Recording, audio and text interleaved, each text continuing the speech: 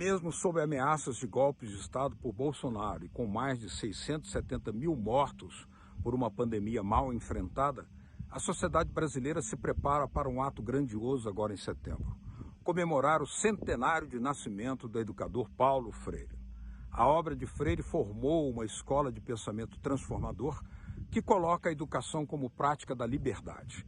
Era ele o diretor-geral da campanha nacional de alfabetização durante o governo trabalhista de João Goulart, que foi derrubado por um golpe organizado pelos Estados Unidos em 1964. Freire teve que fugir do Brasil e foi trabalhar com educação transformadora na América Latina e na África. Com o fim da ditadura, volta ao Brasil e se integra na construção do PT, transformando-se em secretário de Educação da maior cidade brasileira, São Paulo. Suas ideias são cada vez mais assumidas pela academia e também pelos movimentos sociais, como o MST, não apenas na área da alfabetização, mas também como instrumento de luta política e na comunicação. Freire morreu em 1997, sem ver concretizado seu maior sonho: um Brasil livre do analfabetismo, tarefa que deixou para as novas gerações. Latitude Brasil está começando. Alô, amigos e amigas do programa Latitude Brasil por Telesur, uma grande honra e satisfação estabelecer novamente esse diálogo semanal com todos vocês. Uma saudação fraternal a todos e todas, e hoje, mais uma vez, para discutir temas cruciais do processo político-cultural do Brasil, nós temos a honra de receber um grande especialista e estudioso da obra e do pensamento de Paulo Freire, o grande educador que, agora em setembro, estará completando o seu centenário. Há uma série de comemorações, de reflexões, de atividades de mobilização política, inclusive, em torno da obra de Paulo Freire, que propunha exatamente uma pedagogia da autonomia, onde a participação consciente e a geração das ideias para essa autonomia de cada cidadão era fundamental para o processo de transformação da realidade, superando todas as formas de opressão. O especialista que hoje nós temos a satisfação de receber é o professor Vinícius Arthur de Lima. Ele é professor de longa data, foi sempre professor na Universidade de Brasília, ademais disso, é jornalista, sociólogo, um grande pensador do tema da comunicação brasileira, tem vários livros escritos, inclusive sobre as ideias de Paulo Freire na comunicação e na cultura, e agora está para lançar um novo livro, e sobre isso vamos conversar. Muito boa noite, professor Vinícius, seja muito bem-vindo aqui em Telesur. Boa noite, Beto, é sempre uma alegria e um prazer. Professor, como é que o senhor começa a refletir conosco, com um público latino-americano, com uma audiência internacional da Telesur, sobre a obra desse grande brasileiro, educador, transformador, revolucionário, Paulo Freire? Bom, Paulo foi um pensador que, embora sempre tivesse enfatizado as suas raízes brasileiras e especificamente nordestinas, ele ultrapassou as fronteiras brasileiras, foi exilado inicialmente na Bolívia, depois no Chile, onde viveu por quase 6 anos, e trabalhou em vários países da América Latina, teve o seu método de alfabetização aplicado especificamente no Chile e na Nicarágua, trabalhou no México, visitou vários países da América Latina e, como é sabido, acabou passando a maior parte do exílio, chefiando um departamento de educação no Conselho Mundial de Igrejas em Genebra, de onde ele viajou para o mundo inteiro. Então, o Paulo é um latino-americano no mais amplo sentido dessa palavra, embora seja um brasileiro e seja um homem que, por suas ideias e pela sua praxis, sobretudo, se transformou num pensador de importância universal. Vamos recordar que o presidente João Goulart convocou Paulo Freire para liderar e organizar a campanha nacional de alfabetização, que foi interrompida brusca e prepotentemente pelo golpe de 64, quando em maio estava previsto um grande encontro de alfabetizadores no Maracanã, mas o golpe foi em março e interrompeu tudo aquilo. Era uma das coisas que a ditadura não suportava, um povo alfabetizado. O que você pode nos dizer sobre essa passagem? Bom, o Paulo criou, né, uma forma de alfabetizar inicialmente adultos, e o processo era muito rápido, né?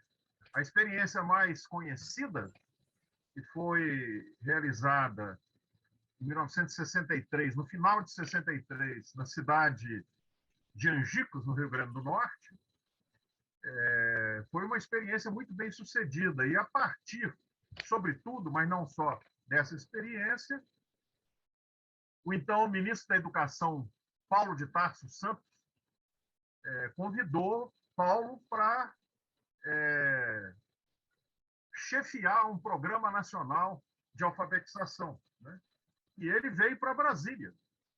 E aqui, junto com a equipe com a qual ele já trabalhava em Pernambuco, foi feito um planejamento, várias experiências piloto, inclusive em Brasília, né? E o plano chegou a haver o início de um treinamento de condutores do processo em diferentes lugares do Brasil, né? Havia uma experiência piloto planejada para Sergipe e, se não me engano, a outra era no Rio de Janeiro. Só que, como você disse,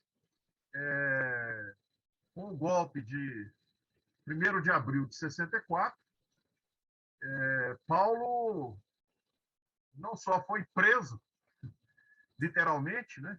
Foi preso e ficou 70 dias preso, foi solto e depois foi preso novamente, depois intimado para depor no Rio de Janeiro, e ele se deu conta de que seria novamente preso e não se sabia por quanto tempo, né?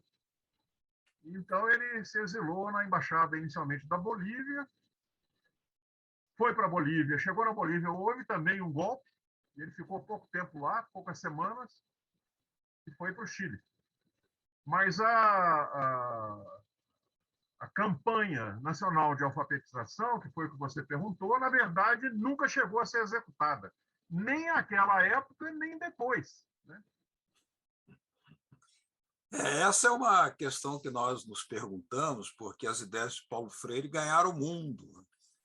E nós vimos que vários países da América Latina fizeram processos de erradicação do analfabetismo, seja Cuba, Venezuela, Nicarágua, onde Paulo Freire foi, inclusive, aplicado, mas também o Equador e a Bolívia. Mas aqui no Brasil, não. Qual é a reflexão que isso nos permite fazer? Olha, essa é uma questão não respondida, né? Na verdade, o Paulo, depois que voltou do exílio, ele teve uma experiência concreta. No final da década de 80, ele foi secretário de Educação da Prefeitura de São Paulo no governo Erundina. E foi uma experiência de em torno de um pouco mais de 2 anos, e E até hoje se discute as repercussões, né, dessa gestão. Então, na verdade, a única aplicação objetiva das ideias de Paulo, do ponto de vista de política pública, aconteceu nessa experiência de São Paulo. Agora, as ideias de Paulo e a semente que ele implantou, e aqui eu insisto, não só para uma prática da liberdade ligada à educação, essa semente foi plantada, cresceu, deu frutos, e hoje é inegável que é impossível você fazer uma discussão sobre educação no Brasil, sobretudo entre aqueles que têm um pensamento crítico, não só na área, fazer uma discussão crítica não só na área de educação, mas em várias áreas, inclusive na área de comunicação e cultura, sem levar em conta o pensamento de Paulo Freire. Então, eu não sei explicar, não sei as razões pelas quais, de fato, não se fez no Brasil a aplicação prevista, né, como você bem disse, no governo João Goulart, do método de alfabetização em larga escala de Paulo. Mas há essa experiência objetiva dele na prefeitura de São Paulo e o pensamento dele, claro, está aí, vivo, né?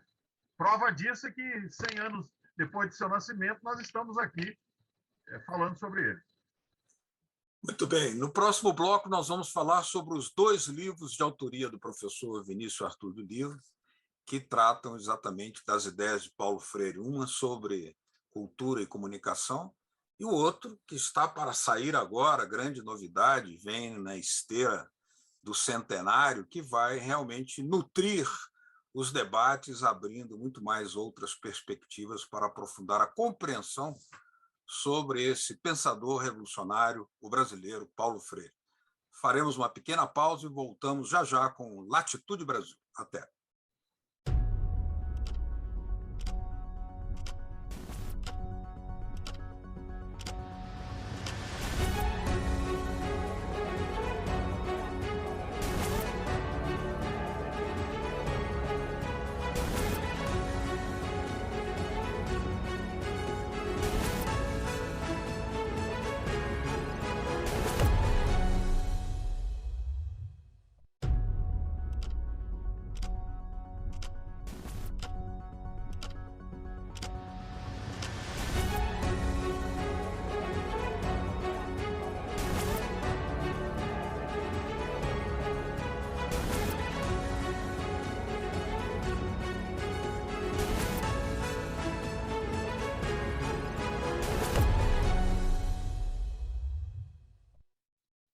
Latitude Brasil hoje está trazendo para o merecido lugar de destaque a obra, o pensamento, a prática de liberdade de Paulo Freire, o grande educador revolucionário brasileiro. E para isso nós temos a presença de alguém que não apenas conviveu, trabalhou e escreveu sobre Paulo Freire, como ainda mantém uma atividade criativa em torno do pensamento freiriano, que é o professor Vinícius Arthur de Lima, que foi professor na Universidade de Brasília, além de ser jornalista, sociólogo, com a variedade imensa de livros escritos na área da democratização da comunicação, sua veia mais firme, mais essencial para a construção e transformação da sociedade brasileira.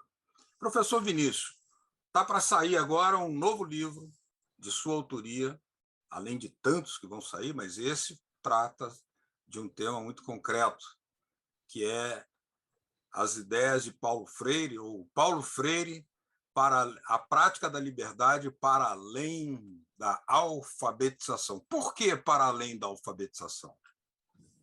Pois então, de fato, esse livro é uma ideia antiga minha, no sentido de insistir com um aspecto do pensamento, da obra e da praxis de Paulo, que ele próprio, em diferentes ocasiões, deixou claro a sua insatisfação com o fato de que, na maioria das vezes, ele era discutido, pensado e era tido apenas como alguém que criou um método de alfabetização de adultos. É verdade, ele criou um método de alfabetização de adultos, mas isso é muito pouco para o que o pensamento dele representa e para as potencialidades de aplicação do pensamento dele em várias áreas. Então, esse livro de agora, eu fui estimulado por amigos, pesquisadores do grupo do qual eu faço parte na Universidade Federal de Minas Gerais, o CERBRAS, Centro de Estudos Republicanos Brasileiros, para reunir, né, redimensionar e colocar juntos as minhas várias reflexões ao longo do tempo, né, sobre o Paulo, que tem essa característica de chamar a atenção para esse aspecto. Então, o livro, que vai ser lançado agora no dia 6 de setembro, enfatiza e tem como argumento principal esse fato de que a prática da liberdade em Freire vai muito além da alfabetização. E por que isso? Porque, na verdade, a própria alfabetização é uma decorrência de um compromisso anterior que o Paulo sempre teve, morreu tendo, com a liberdade humana, na sua mais plena expressão. Né? Ele era um humanista, bebeu na fonte de humanistas clássicos, cristãos, marxistas e outros, e acreditava na capacidade do homem de criar o seu próprio mundo, né? O mundo da cultura e o mundo da história, ser sujeito da sua própria história. Então, o compromisso inicial de Paulo era com a liberdade humana, com o ser humano, com o homem, no seu sentido de ser humano, né? E foi isso que o levou a criar esse método de alfabetização que acima de tudo, uma prática da liberdade, porque ao ser educado e ter consciência do seu lugar, do seu papel de criador e de sujeito da história, o passo seguinte é o homem construir o seu autogoverno. O sentido de liberdade em Freire é muito republicano. Né? É o sentido da liberdade construída com o outro, coletiva, num processo de libertação coletivo. E isso se aplica à educação, especificamente a esse método, mas não só, mas se aplica a áreas em que ele também escreveu sobre e praticou, como, por exemplo, a comunicação. Tem um livro clássico dele que chama Extensão ou Comunicação, em que ele faz uma crítica da extensão rural na prática da reforma agrária da democracia cristã chilena. Ele trabalhou nesse processo. E tem a perspectiva da cultura, que são as duas áreas que eu trabalho, comunicação e cultura. Ele tem um conceito seminal, que é o conceito de cultura do silêncio, que se aplica na discussão que eu faço sobre a questão da liberdade de expressão, né, que, no caso brasileiro, tem uma história, né, faz parte da estrutura da sociedade brasileira, a exclusão de vozes, a ausência da representação da pluralidade, da diversidade de vozes da sociedade brasileira. Isso é um fato estrutural e histórico que esse conceito freiriano ajuda a clarear. Né? Então, esse livro vai nessa linha. Uhum. Pois é, Paulo Freire, se não me engano, morreu em 1997, está cada vez mais vivo no seu debate, que vai ganhando corpo, forma e vitalidade cada vez mais, atualidade, sobretudo. E o seu outro livro, como já mencionado antes, né, Cultura e Comunicação, as Ideias de Paulo Freire, fazem esse diálogo numa sociedade que continua amordaçada, sem meios de comunicação e onde prevalecem formas de uma cultura do embrutecimento, apesar da inexistência de uma crise de talento ou de produção cultural no Brasil, que, aliás, é muito viva, mas o que predomina, inclusive através dos meios de comunicação, é um embrutecimento total. O que esse livro, que foi, inclusive, reeditado, né, o seu livro sobre cultura e comunicação, as ideias de Paulo Freire, podem jogar luz no debate atual? Veja só, esse primeiro livro, eu acho que é importante registrar que ele foi escrito na década de 70. Ele teve uma primeira edição em 1981. Ele foi escrito como minha tese de doutorado, que eu defendi em 79. E depois foi publicado em 81, teve uma segunda edição em 84, o livro se esgotou. E ficou por aí. Em 2011, quando Paulo faria 90 anos, a viúva dele, Mita Freire, de quem eu tenho o privilégio de ser amigo, sugeriu, em homenagem àquela época, 90 anos do Paulo, que o livro fosse reeditado. Eu inicialmente resisti, achei que o livro já estava superado e tal. Mas, em contato aqui com a editora da Universidade de Brasília, uma parceria com a editora da Fundação Perseu Abramo, foi decidido que valia a pena reeditar o livro. Eu fiz uma revisão completa, atualizei as referências, mas o livro é aquele livro escrito na década de 70. Por que eu estou chamando a atenção sobre isso? Porque na década de 70 do século passado, portanto, há praticamente 50 anos, embora Paulo já fosse... Paulo estava exilado, né? Nessa época, ele morava em Genebra. No Brasil, ele era um nome praticamente proibido. A Pedagogia do Oprimido foi um livro escrito em 67, 68, foi publicado pela primeira vez em inglês em 1970. Não tinha edição em português até o final de 74. Esse ensaio, Extensão à Comunicação, é um ensaio específico sobre a questão de comunicação, tinha sido publicado pelo ICIRA, lá no Chile, que era um instituto de capacitação e investigação em reforma agrária, e a edição no Brasil saiu 2 ou 3 anos depois, 69, se não me engano, e era praticamente desconhecida. Então, esse primeiro livro meu, ele é um livro que tenta explorar um caminho que, naquela época, era totalmente inexplorado e desconhecido. Então, boa parte do livro é contextualizando Freire, o pensamento dele, quem ele era, quais as principais influências e tal. E depois, uma discussão aí ainda inicial, naquela época, sobre comunicação, sobre cultura e a relação entre esses dois conceitos em Freire. No livro que eu estou publicando agora, veja só, eu escrevi esse livro na década de 70 e Paulo continuou produtivo até 97.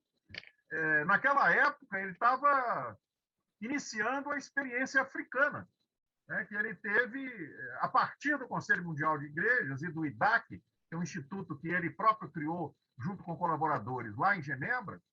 Ele estava iniciando a colaboração com os países, sobretudo de língua portuguesa, ex-colônias portuguesas, mas não só, sobretudo, mas não só, que tinham saído de um processo de libertação nacional, através de uma guerra revolucionária, em alguns casos, cruenta. Né? Então, nesse livro que vai sair agora, eu incorporo a reflexão posterior, né, nos últimos 50 anos, que Paulo fez. Mas eu continuo achando, e argumento isso tanto no primeiro livro quanto no segundo, que a reflexão de Paulo sobre comunicação e sobre cultura, elas oferecem um modelo, um parâmetro, um referencial, tanto teórico quanto ético e normativo, para a prática da comunicação libertadora. Tem um capítulo nesse livro novo meu que eu chamo Comunicação Libertadora exatamente nesse sentido. Bom, para a gente concluir essa entrevista aqui no Latitude Brasil, qual é o pensamento, força que você passaria para quem ainda não conhece a obra de Paulo Freire e que nesse centenário pode ter um grande estímulo, um grande ânimos para entender esse pensamento freiriano? Em síntese, o que é Paulo Freire?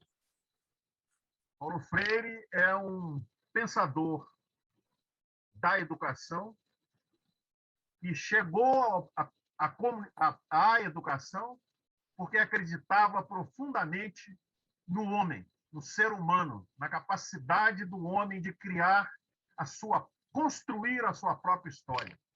E ele, talvez para esses tempos sombrios que nós vivemos, sobretudo no Brasil, ele era uma pessoa que não gostava do substantivo esperança, ele gostava do verbo esperançar, porque esperançar para ele era lutar para aquilo que você queria, para transformar o mundo, para construir um mundo onde os homens fossem sujeitos da sua própria história. Então, eu acho que isso era o fundamental, né, da ideia dele. Era um cara comprometido totalmente com a libertação humana, com a prática da liberdade. Muito bem. Professor Vinícius Artur de Lima, muito obrigado pela sua presença aqui em Latitude Brasil por Telesur. Prazer é meu, Beto. Estaremos sempre de portas abertas a vocês que nos acompanharam, aquela saudação fraternal. Voltaremos semana que vem com mais um tema central da realidade brasileira, o Gigante do Sul, que precisa reconquistar a democracia de verdade.